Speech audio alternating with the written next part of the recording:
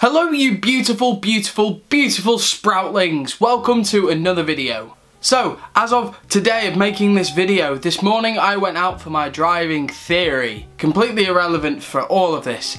But I am so happy to announce I failed. That's not good.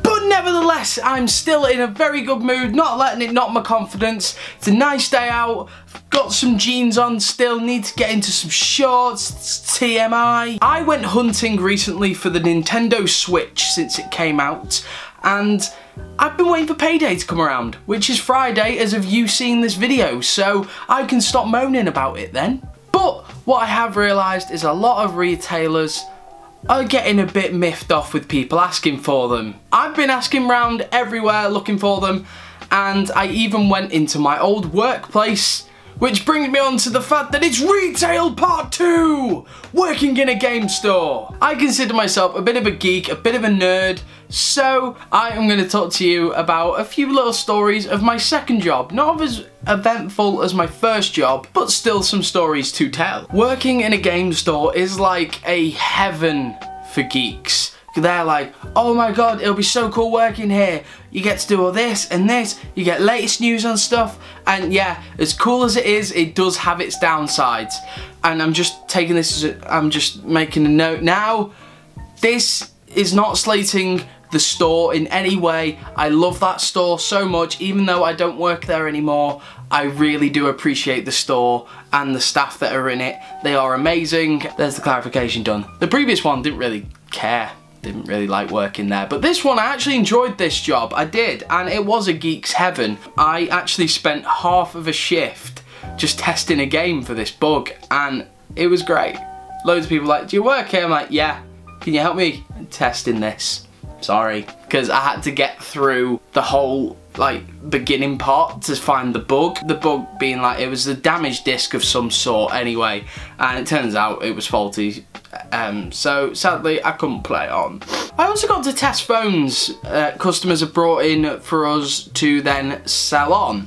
And sometimes when it came to testing either phones or game consoles or games, it's not always the games that we test, it's just if they complain that it's not working, we have to test them. So it's mostly consoles, phones and tablets. I got asked if I could look at a phone to then sell on, and this person looked like they were really desperate for money. And I can't remember what phone it was. I think it was a Galaxy Ace. I think it was. And I remember going through the checklist with another staff member. Me and him were like, there's just so much wrong with this phone.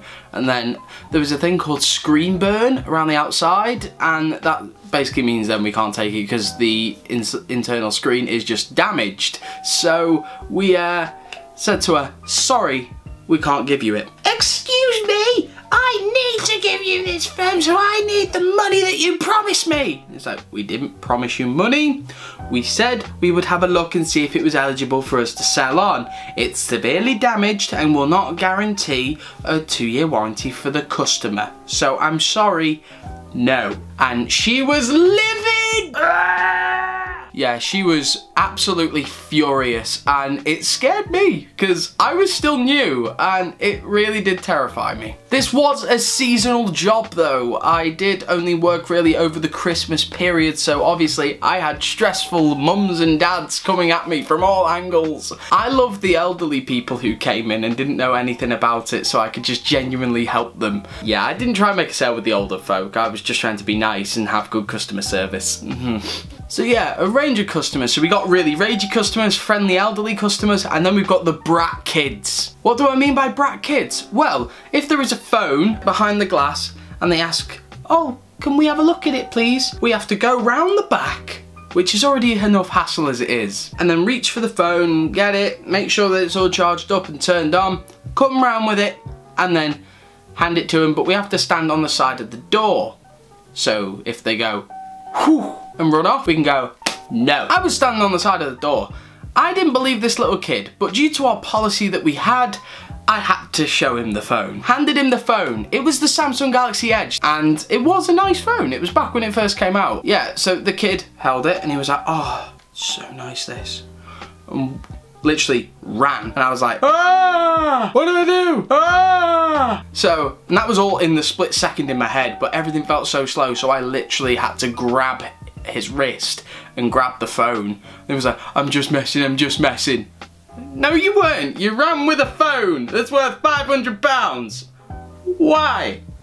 You little scumbag. That was definitely my least favourite customer of working there. And I also hated customers who were really aggressive to me. Like that woman, there was many like that. 'Twas Boxing Day 2015. That's when the real mess begins. So, on Boxing Day, that is probably the most stressful day because that's when all the angry parents come back saying, this doesn't work, this doesn't work, this doesn't work, this doesn't work! Can I get a refund? Can I get a refund? Refund, refund, refund! And all the guys are just like, no. And we're just standing there bewildered by all these people moaning at us. And then it turns out half the phones that they tried to return were just not charged. They didn't charge them.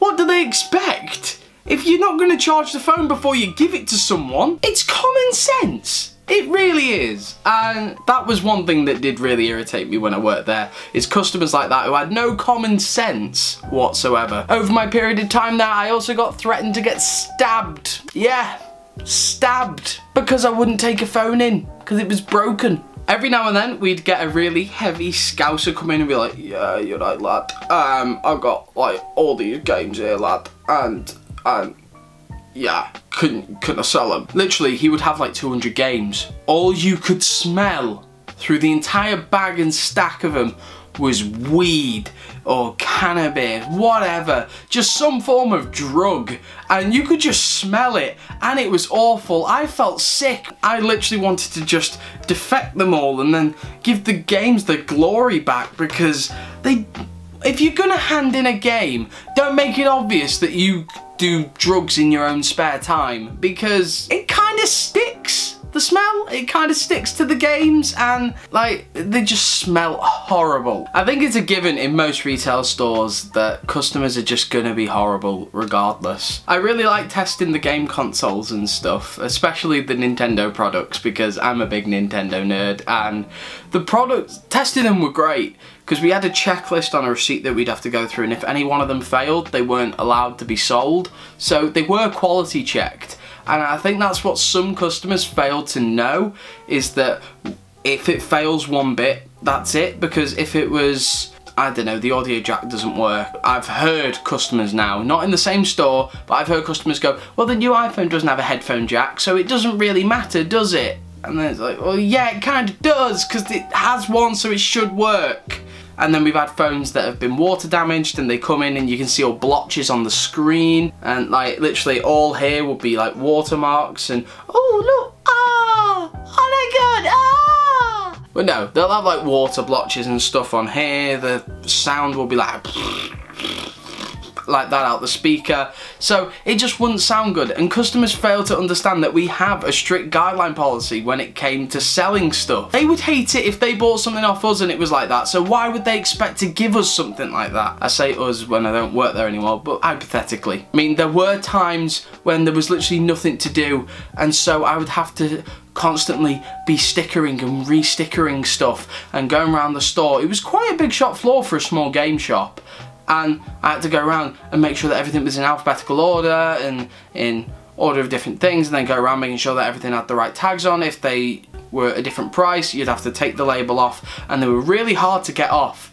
They were really, really hard to get off. Like, I cannot describe how difficult it was. After one shift, my fingers were aching and I just couldn't cope.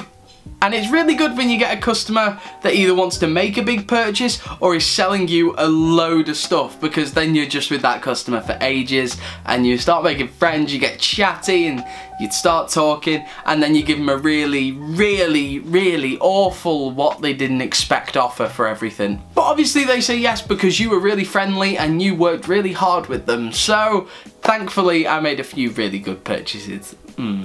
I remember there was a guy who bought the new iPad, the iPad Pro, and it was a 128 gig one, so the biggest one at the time, and we just got it in, and literally some guy just came in and bought it, and it was like £800, and me and like the other staff members were like, wow, you're rich. He just couldn't process that he just walked in and spent nearly £1,000 and then just walked out again, like so casually. It was weird. We just didn't expect it. Overall, I'd say that my time there was a solid 7 out of 10, but it wasn't all it cracked up to be. Personally, I did feel I was a bit underpaid for what it was. Everything's changed now anyway. The job I've got now is brilliant and I'm glad that I'm there, but at the same time, the only other thing I'd say about the company is, in a negative way, you kind of screwed me over a bit. You didn't give me enough notice to say that I didn't have a job there anymore, because it was a seasonal job. I thought I'd still kept my job. They said, we'll see you for a shift, we'll call you in when they're updated, and I just didn't get a call. That offended me a bit, so I'd say you're a bit disorganised with letting people go, but overall you're a great company, so thank you for the experience and wonderful tech insights to stuff. I will miss working there, and it was nice, so thank you. That is it for this video, you guys. I just thought I'd do a part 2 to working in a game store, because I went in there today to go and have a look for a game console and I felt like a customer, but it was nice to go and chat to all the guys again and just have a bit of a laugh and stuff. I do miss it there, and I wish them all the very best. Enjoy your Friday night, Saturday night, Sunday night, and I will see you next Friday.